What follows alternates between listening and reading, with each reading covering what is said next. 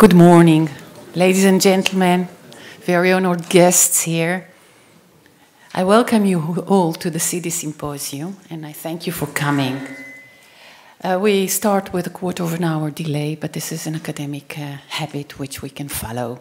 I hope we can cut in this delay and hope for us to have a very nice program.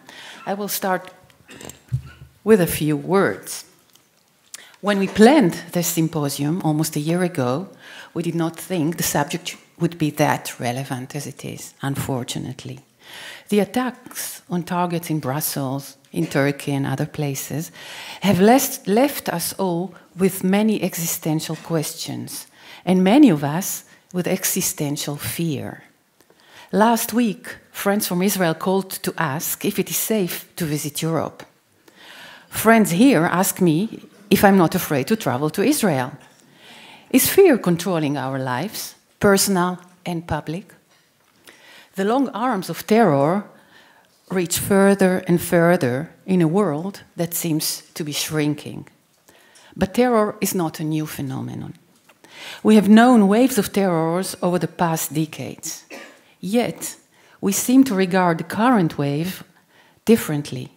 We are not sure who to blame. Citizens all over the world feel exposed and unprotected.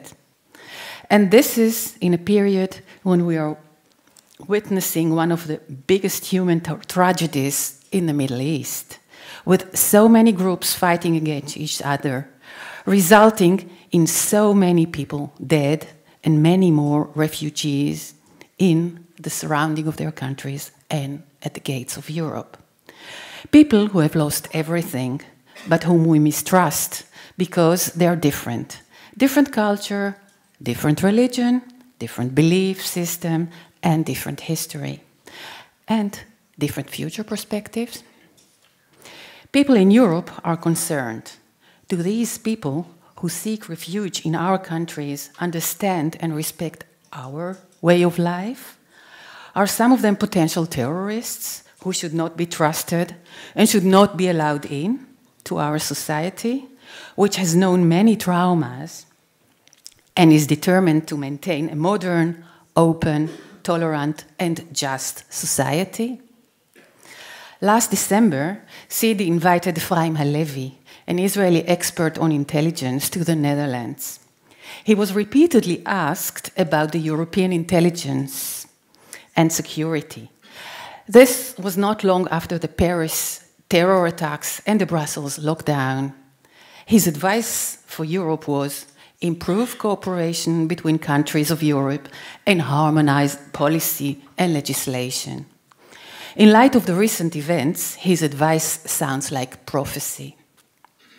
And today, a week after the deadly terror attack in Brussels that cost over 35 lives and so many wounded, but also cost us the loss of innocence, must we learn to live with the idea that terror attacks might happen anytime, anywhere? What is the price we need to pay for feeling safe and secure? What price are we here in the Netherlands, in Europe, willing to pay? Are we on the verge of time where these objectives can only be achieved at the cost of freedom, freedom of movement, privacy? This debate has already started. Will we be able to maintain a civil society built on trust and tolerance, on harmony and diversity? What do we need to do to secure our values? Are our governments, our armies and police, our intelligence services, are they good enough? And how do people know they can rely on them while still maintain a democratic society?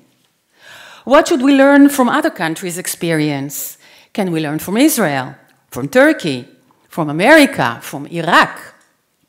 What are the responsibilities of politicians, governments, administrations, police, army, of the men and women on the street? In this arena, are human rights still the underlying principles, or have they lost their relevance? Or can they only be maintained in a homogeneous society? Can we protect minorities around the world. I hope our guests today will give us new insights which will help us answer some of these questions and maybe many more.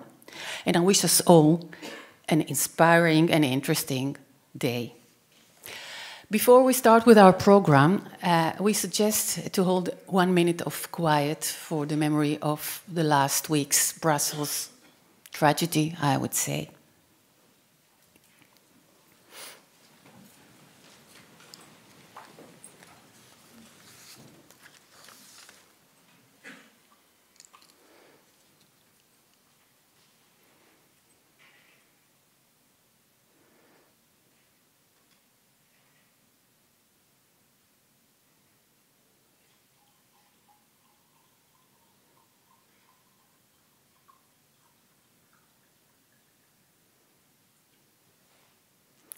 Thank you.